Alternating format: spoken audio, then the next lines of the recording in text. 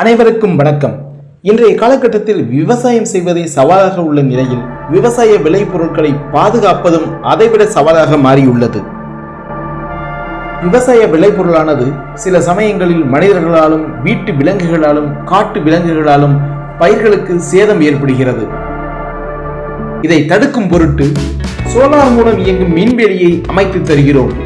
இம்மின்வெளியானது கட்டுப்படுத்த வேண்டிய விலங்குகளின் தன்மைக்கேற்ப மாறுபடுகிறது.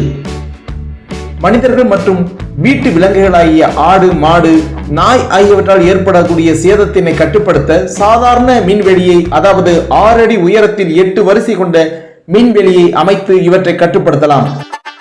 அதே போல காட்டு விலங்குகளாகிய யானை உட்பட விலங்குகளில் இருந்து ஏற்படும் சேதத்தை கட்டுப்படுத்த 12 அடி உயரத்தில் தொங்கு லைன் வேலி அமைப்பதன் மூலம் இவற்றை கட்டுப்படுத்தலாம். கடந்த சில ஆண்டுகளாக இவ்வேலியினை பலரும் அமைத்து பயன்பெற்றுள்ளனர்.